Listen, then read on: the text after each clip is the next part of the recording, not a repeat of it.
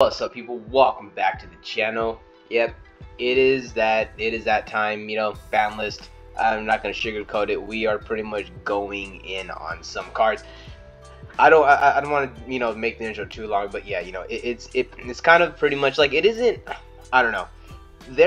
I guess I have a lot of like wish list cards, so I might release like maybe like a little short form video of just me kind of quickly just shotgunning a whole bunch of cards that I didn't mention on this list that I feel could come back, but like since Konami kind of trickles things and they essentially don't just just blow stuff out the water, I kind of figured it wouldn't fit talking about it. The video's already kind of long anyway, so yeah, if you like what we do, please feel free to like, subscribe. If not, it is all cool. Without further ado, let's get to the cards.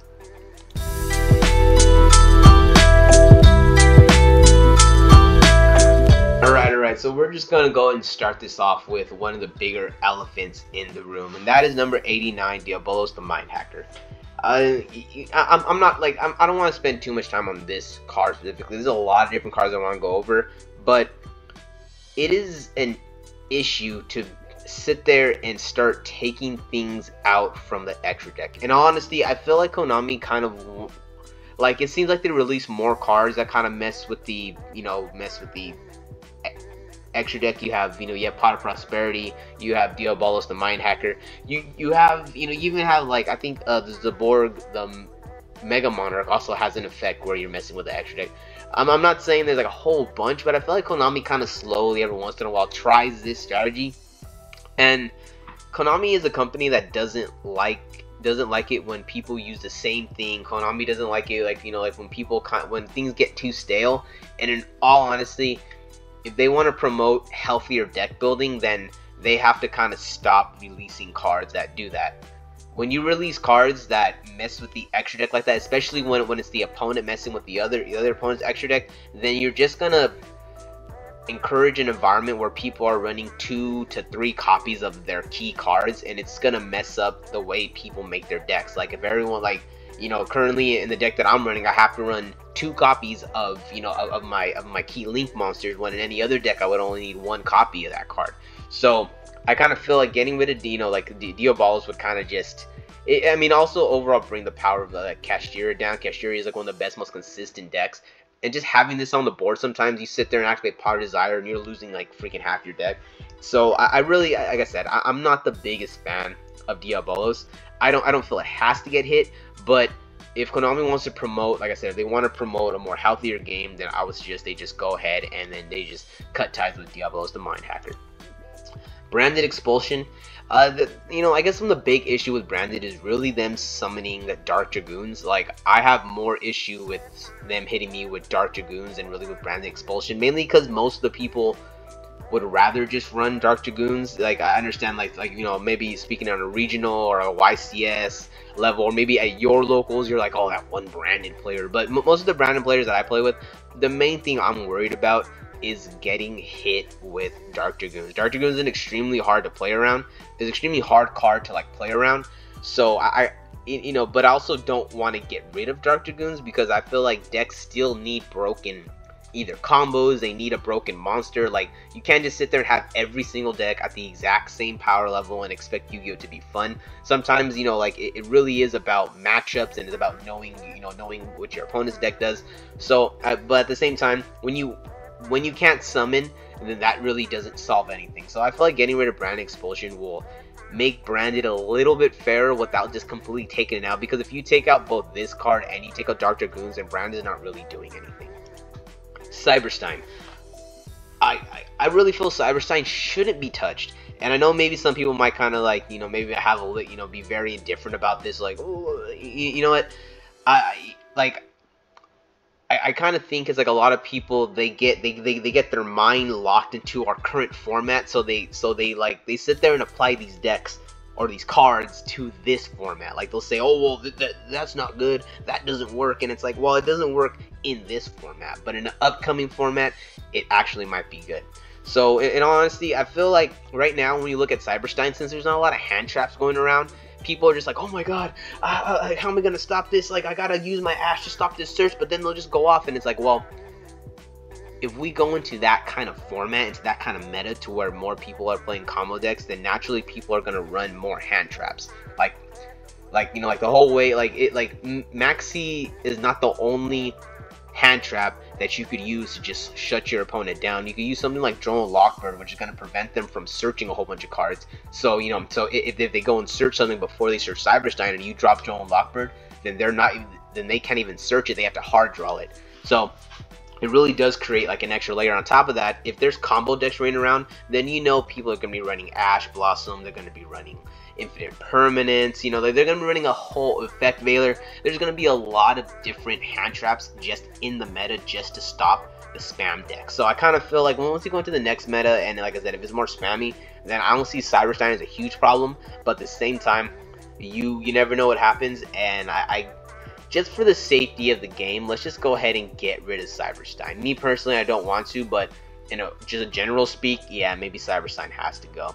Alright, man, that's going to be it for the ban cards. Now I'm going to start talking about cards that I want to see to 1. Cashier Unicorn is a card that I feel needs to go to 1.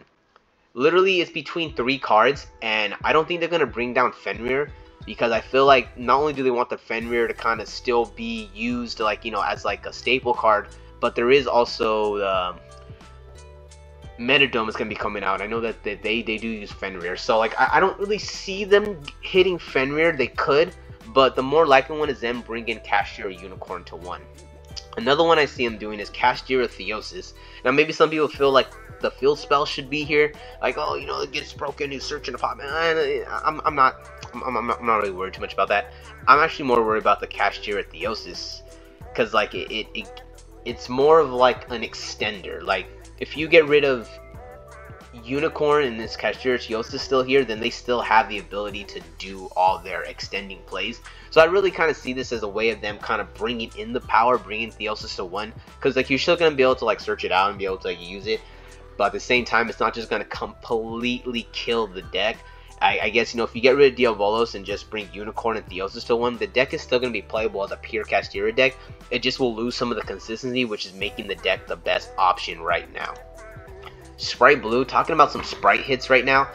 I honestly feel that Sprite is a deck to where it doesn't need to get hit, but if you don't hit it, it will get out of control. So I kind of feel that even though hitting it going to the next format, maybe it won't be broken, but down the line, the deck will constantly be a thorn in people's side, and eventually it'll find its way kind of back into the top tier meta. You have Runic Sprite, and you have Melfi Sprite, and Tri-Brigade Sprite. These are 3 versions of Sprite that are extremely good, and I really feel that bringing Sprite Blue to 1 will kind of bring that power in, because like you can't hit the decks around Sprite, because the decks around Sprite are already old and there's no need to hit those decks. It's the Sprite cards that are really giving people problems. Like, even though we don't have Elf, you still have things like Sprint, Zen, you still have Gigantic to get from the deck. So you still have these ways to create these like really hard to deal with boards. And like I said, I'm not saying that this deck's so good we need to hit it, it's so toxic. I'm just talking in as someone who's played Yu-Gi-Oh for a long time. I don't want to sit there and be like, well, they might. No. Konami's going to want us to use the next deck, and if Sprite's still available, then we're just going to use Sprite. We're not going to sit there and spend a whole bunch of money to buy a new deck if we know Sprite already works. So I really see them bringing Sprite Blue to 1 to really curb the power of Sprite. Runic Fountain. Okay, I was kind of debating going back and forth whether it's Runic Fountain or it's Runic Tip that needs to go to 1. So I'm going to talk about my ideas for both. We already know that Runics are going to get reprinted in the upcoming tin. So, you know, kind of similar with Sprite. I don't think they don't want to kill the deck. Like with Sprite, like they're not just going to kill everything. But I very much feel they are going to want to kind of curve that power. So they have 2 routes they could do it. If they bring Runic Fountain to 1, then that right there makes the deck still good, but it doesn't have its ability to do the grind game if you lose Fountain. So it's like you have to get Fountain. If you're not able to get into your Fountain, or they get rid of your Fountain, then you're gonna be in a bad position. In all honesty, this would kill pure Runic, and would kill pure Runic, but Runic, the engine, will still be used. Like people will still use Runic as an engine. I really rather than bring Runic Fountain to 2. But that's also being very greedy, because I play Runic, so I'm basically just like, oh yeah, bring it to 2, and I only run 2. Yeah, no. Bringing Runic Fountain to 1 would hurt me. I very much like the way you play with, the way you play it is you just go through it, and then you have that second one, because if they get rid of it, then you're like, you don't have to worry too much about it. But if they banish Runic Fountain, it's gone, and if they get rid of it, it makes it a lot much harder to get it. And like I said, if Tip is another one that they could go. They could sit there and limit Tip to 1, and they could leave Runic Fountain at 3. And if they do that, I don't think Runic would get weaker. I know that doesn't really sound right. Like they're like, oh, but Tip is a searcher, blah blah. And like, okay, yes, I get it. But you have you have Hugin. Hugin is a way to get into Runic Tip. I mean, a Runic Fountain. So like having one Runic Fountain doesn't cut your access to, having one Runic Tip doesn't cut your access to having multiple Runic Fountains. So I kind of feel that if they get rid of Tip, it would bring down the consistency a little bit of Runic, but it would still be an extremely powerful engine that people want to run their deck. A lot of the times, like drawing Tip is great, but I get just as much value as drawing Freezing Curses and Destruction, or drawing Dispelling and Flashing Fire. So just getting that one Tip, could get you anything. But sometimes, especially if you play some Runic engines, you're able to have something on your engine to negate or interrupt, and then you rely on your Runic cards to kind of fill in the gaps. So if they were to leave Fountain at 3 and bring down Tip to 1, I kind of feel the deck would be exactly the same and it wouldn't do too much. But if they did the opposite and brought Fountain to 1 and left Tip at 3, it would put a lot of Runic players in a scary position to where if they lose their one Fountain, they lose their grind game. So I think the better option would be to bring Runic Fountain to 1 and then just leave everything else at 3 and leave it as a good engine option, so that way it's just not completely broken and almost basically free. So now we're going to go into cards that I feel could go to 2 on the list. Now this is going a little heavy into the Sprite, but Sprite Jet is a card that I feel could probably go to 2. I think the OCG has this card at 2 right now, and I know we don't utilize the semi-limited, so that's kind of why I'm like, yeah, let me just throw it in there, screw it. Bringing, it's not too much of an issue. It isn't like, oh my god, I need a search. No, it would just bring down that slight consistency, because sometimes just having a Sprite name, whether it's blue or Jet in your hand, is enough to really go off. So bringing down Jet would be a good way to kind of curve the power. Similar with Starter, I think they're going to leave Starter at 3, but I also wouldn't be surprised if they kind of just brought it to 2, just to limit that much consistency. It's also possible they could bring this to 1, have Blue and Starter at 1, and Jet at 3, so that way you still have the 3 copies to search your spell cards, but you're limited in your Starter and you're limited in the Blue. So that's another route they could take. But I kind of think it make more sense, just to kind of because you don't want to kill Sprite, you still want it to be there, because you're gonna be trying to sell the tins. So I feel bringing Starter to 2 and then bringing Jet to 2, and also having Blue at 1 would really it would make the engine still appealing, but also kind of keep it from getting a little too out of hand. Salamander Gazelle. So now we're just gonna start talking about cards that I want to kind of see come back way more. We have the Fire Duels pack coming out, so I wouldn't be surprised if there's going to be more Salamander support. So maybe they don't want to touch Gazelle, but I feel bringing Gazelle to 3 would be interesting. Maybe be a little too broken, but honestly, I love Salamangre. This deck has been really good, and there's just better decks out right now. There's decks that do what Salad would do and more. So bringing Gazelle to 3 isn't really the worst. Quick fix. As long as they don't bring back Master Plan, I don't think Spiral is going to sit there and go off like they did. Now, it'd be interesting because I would like to see Spiral as a rogue deck. I would love to see Spiral the rogue deck, like some type of little mini spam with with some protection.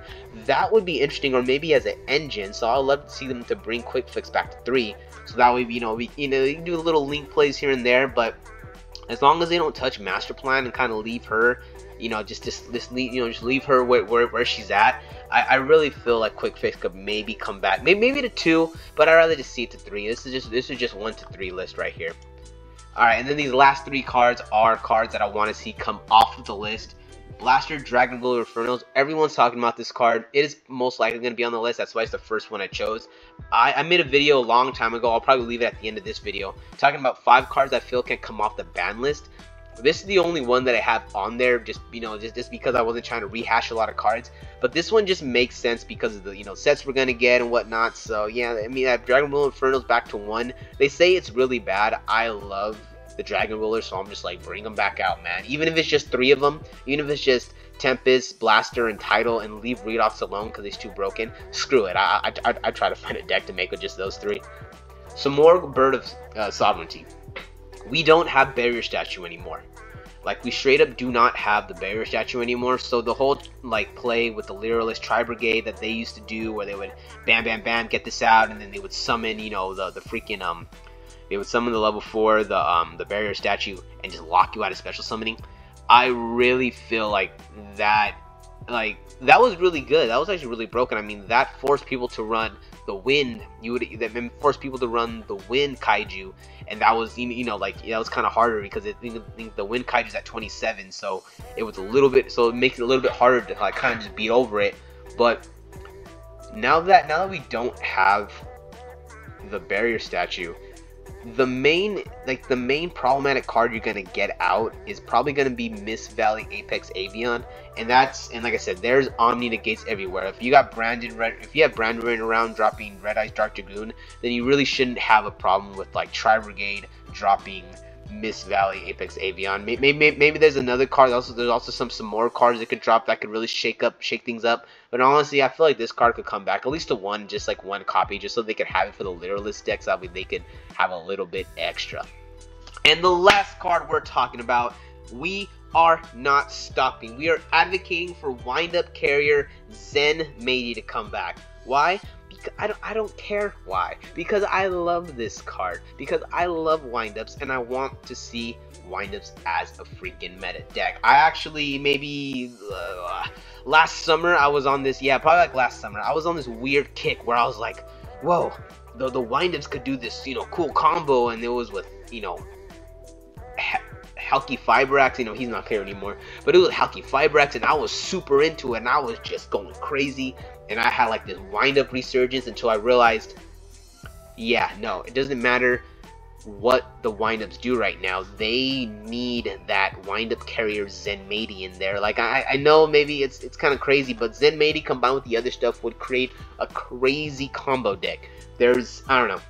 I don't want to go too much on a crazy rant talking about the windups, but I really would love them to bring back Zen Meiji at least to 1, so that way we could at least kind of try and do some stuff out. Like, I understand everyone's tripping about the Hunter, but if they just bring Zen Meiji to 1, then you don't really have too much to worry about. Maybe someone might come up with some degenerate recycle strategy where they're constantly recycling the Zen Meiji, and then this and that, and they loop your cards, but it's probably going to require so much work, and we'll lose to like 1.5 hand traps that I honestly feel like bringing Wind-Up Carrier Zen Meiji to at least 1 would be a nice treat, and I would love to give this card a shot in a wind-up deck.